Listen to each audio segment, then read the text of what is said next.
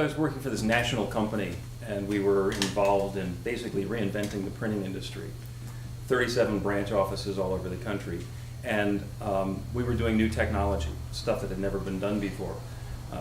And the manager of our branch in Dallas had a saying. The guy's name was Dave Friedholm. He said, "We don't know where we're going, but we're making good time."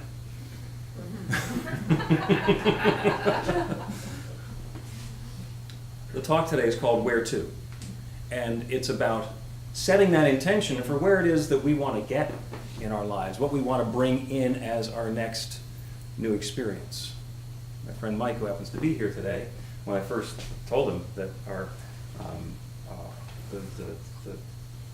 basically our belief boils down to our new life begins with a new thought. He said, well, what if I'm pretty happy with my life the way it's going now? What if I don't want a new life? So I invited him then, I invite you now, take a deep breath, the best breath you've ever had, and let that last the rest of your life. Or maybe a new breath to bring more of that good. Another repeat of that experience is going to be okay. Our new life is always reinventing itself. Even if we love what's going on right now, there's an opportunity to keep that going, to step more fully and more deeply into that. Quick exercise, because we're in a new space. I invite you to close your eyes. Put your hand up in the air and point north. Whichever direction you're convinced is north. Go ahead, everybody. Yes, you too, Annie. Open your eyes. Look around.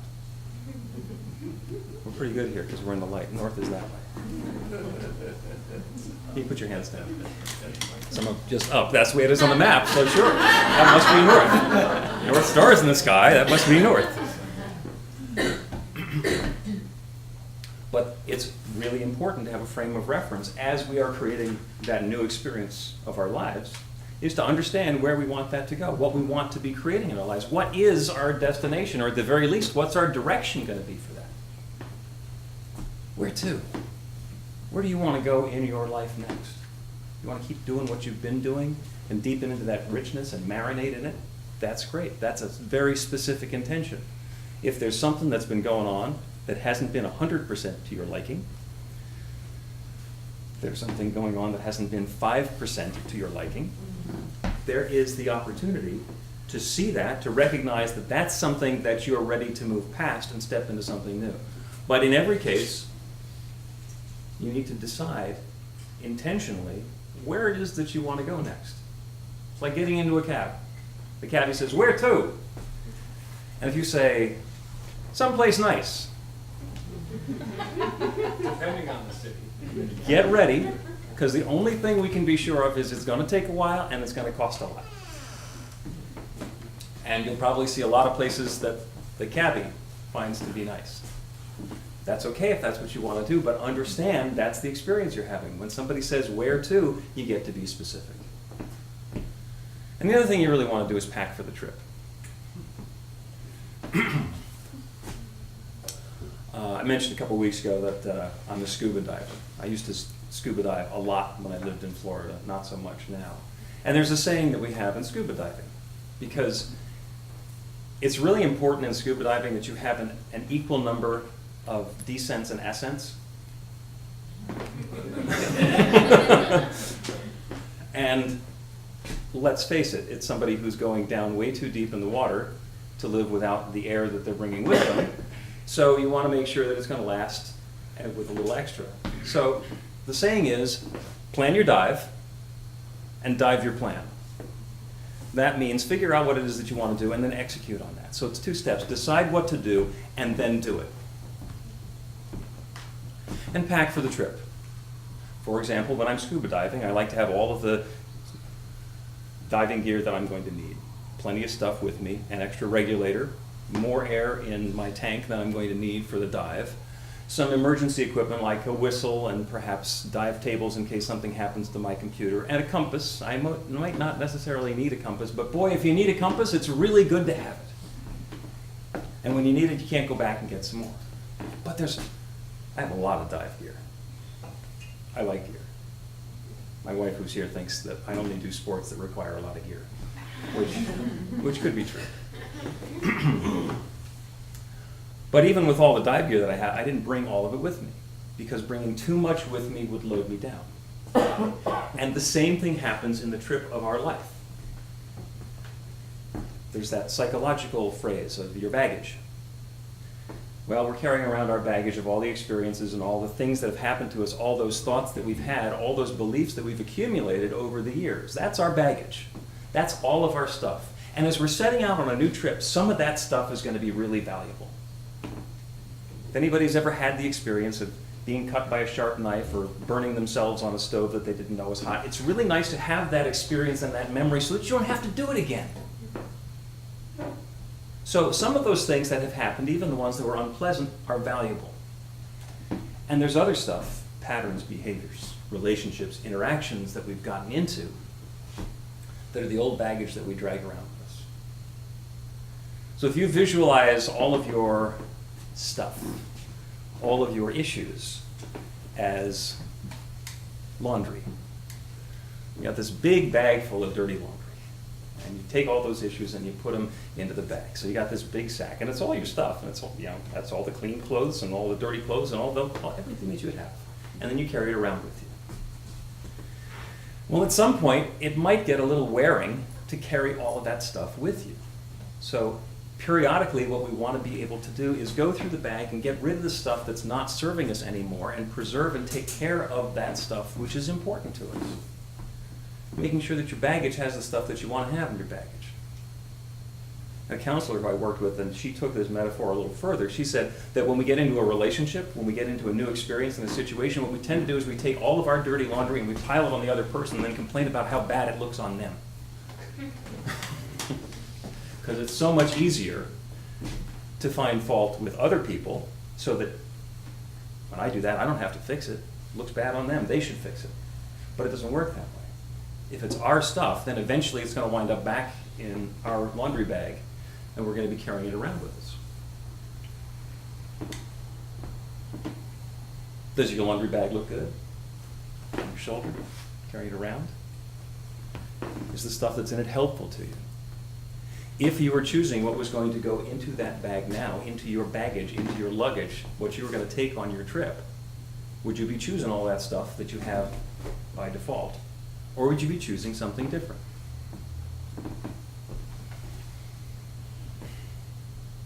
In the New Testament, Jesus talked about pouring new wine into old wineskins. And what that means is when somebody's using wineskins to store wine, they pour the wine in, it's a new skin. And the skin takes on the shape and also the flavor of the wine, and the wineskin ages along with the wine. So when you pour the wine out of the wineskin, the wine is still nicely preserved, but by the act of carrying that around for a while, the wineskin has changed. It's now brittle, it's now flavored like that old wine, and if you pour new wine into an old wineskin, what happens is it bursts. It can't carry it anymore. So we need new wineskins for our new wine. If we are going to make a new choice to have a new experience in our lives, we need to be able to let go of the stuff that's not working anymore. Get a new container for it so that we can set out on our path without being limited by the stuff that's happened in the past. That new wine, old wineskins thing is actually in the Bible, verbatim, the same way in both Matthew and Mark. So I say that not because the scriptures or the Bible are more important than any other book or anything else. They're either the Word of God, and so is the dictionary, or they're an interesting story, and all of these are interesting stories. And I can go either way with that. But there's a lot of really good insight that's in there. And what we're going to do today is we're going to have an experience called a white stone ceremony. This is actually something that came from the book of Revelation. And I'm going to read you the part in Revelation that talks about it. He that hath an ear, and I'm going to do the King James Version where it's haths and thous and shouldsts, because it makes it 10% more spiritual. He that hath an ear, let him hear what the Spirit saith. To him that overcometh, I will give to eat of the hidden manna, And I will give him a white stone, and in the stone a new name written, which no man knoweth, saving he that receiveth. So what happened in biblical times is when somebody was in bondage or in prison and they were released, they were given a white stone. Blank slate, clean slate. And they could write their new name on that, their new story on that. It was a new, fresh start. And that's what we're going to be experiencing today. Because everything that's happened up until now has been informative about who we are. You know, I'm in the right place at the right time. I'm just where I'm supposed to be. The path that you have been on has been the path that has led you to the right place at the right time. If you want to see the path of God, look over your shoulder at your footsteps. It's all God. That's got to be it. Now, I can look at some of those steps in the path and think, I could have skipped that one, or I could have skipped a couple of years of that. But in fact, the path that we've been on is all what has brought us to this moment and to this experience now.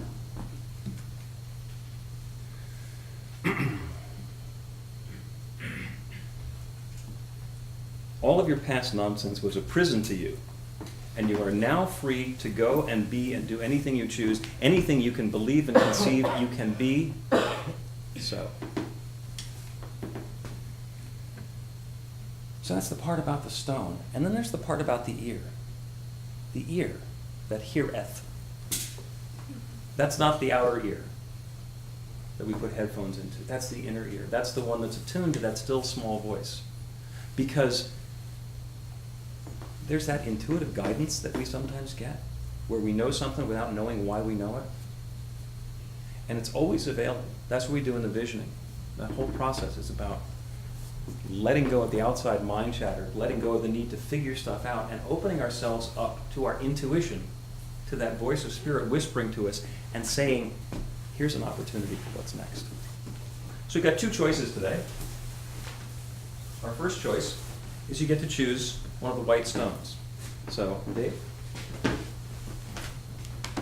pass the basket around. You can choose one of the white stones. There's also a card in there that explains where the white stones came from. These are called Jerusalem stones, and they come from Hebron, which is in Israel now, and was in Palestine, and was in whatever they called it all throughout history. I'm not going to do the geography on that one. And the card shows you the map of where the stones are from. And this is symbolic of the white stones on which our new names are written.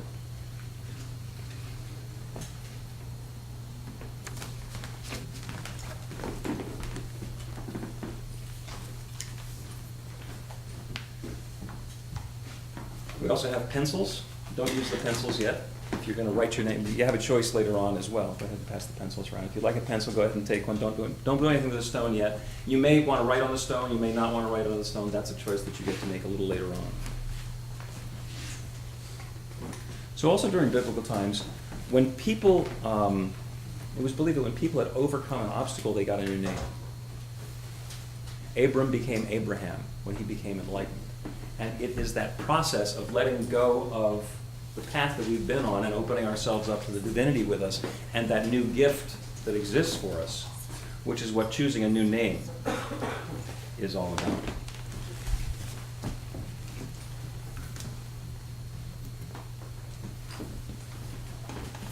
So maybe you're ready for something brand new in your life. Maybe there's a little tiny adjustment that you think can be made in your life that would make it just a little bit better, a little bit fresher, a little bit nicer. Maybe everything's going just fine, and you're okay just deepening into the moment that's going on right now. Whatever it happens to be, this is your moment of choice. This is your moment of creation. This is the opportunity to take that next breath. Now, you probably haven't been paying attention, but I'm reasonably certain that everybody has been breathing since they got into the room, and for quite a while before that as well. So whether you're aware that you're doing it or not, you're always in that creative process of creating something new in your life.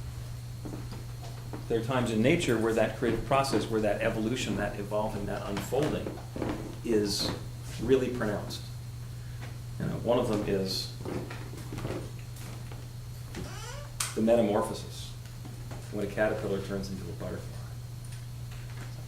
Ooh, so beautiful. This little caterpillar spins the cocoon, and then a few weeks go by, some period of time, and the cocoon opens up, and there's a beautiful butterfly.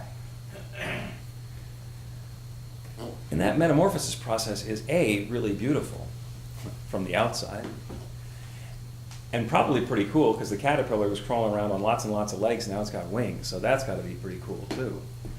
But scientists tell us that the process that goes on inside of the cocoon, the caterpillar actually breaks down into like chemical components and DNA and then recombines itself. It dissolves.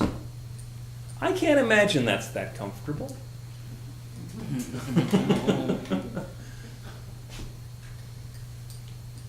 When an egg is laid and it's growing and it's in the nest and it's being nurtured along by the bird sitting on top of it, what's going on inside the egg is the yolk, the embryo, is consuming the albumin, the white, and it's growing and it's growing and it's forming and it's getting bigger and bigger and bigger. And then what happens? It runs out of space. It runs out of food. The environment is getting soiled. It's no longer able to do what it's been doing. This little embryo is in danger of extinction. It's about to die. But what happens is that it doesn't die. None of the experiences that that embryo has had up until that point could possibly prepare it for the breakthrough that's coming next. Because it turns out it's not an embryo. It turns out it's not an egg. It turns out that it's a chicken or an eagle. And after that breakthrough, it's leaving the shell behind. And shortly after that, it has one of the most terrifying and exciting experiences you can possibly imagine. It gets to fly for the first time. There's no training wheels on that flight. Here's this little embryo that's been doing just fine. It's in the nest. It opens its mouth. Mom feeds it pre-digested food. Pretty easy, cush lifestyle. And then mom says, go. It's like, what do you mean go? Go. No, this flight is 40 feet down. What do you mean go? There's something new going on. There's flight happening. Could be a lifetime of flight. Well, it will be a lifetime of flight. It might be a very short lifetime. One thing we know, the bird doesn't go back to the nest. So that's the process that we're involved in now. It can be something huge and dramatic like a metamorphosis or a breakthrough coming out of our shell and creating that new life. Or it can be as simple as a next deep breath. Whatever it is that we're called to, whatever we're invited to, that's our change in consciousness. So as you hold your white stone, know that you are starting with a clean slate right now today, January 4th, 2015. So there are name changes that are talked about all through the Bible. And what we're going to do through the process, when we go into the meditation, is we are going to invite Spirit to tell us what our new name is. This new name refers to the higher realization of the I am. It requires us to reach a higher level of consciousness within ourselves. We have to face whatever fear there is of, I don't know, dissolving, hatching, flying, falling. Whatever the fear that's coming up, we get to face that and work through that and embrace what's new.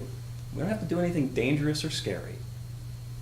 But for each one of us, that still small voice within is going to invite something new and something wonderful. You can go anywhere you want. The question is where to. You can go anywhere you want. You can stay and be peaceful and continue what you've been doing. You can create something new and wonderful. A job, a title, a relationship, a financial situation, a car, a new space for your Sunday celebration. You can create anything that you want in your experience. You're free to choose. It's a clean slate. You get to do what you want. You're always a choice. That choice that you have is a combination of freedom and power that shows up as willingness. You can create the experience of your dreams. Our new life begins with a new thought, and you're always a choice. So I leave you with this question. Where to?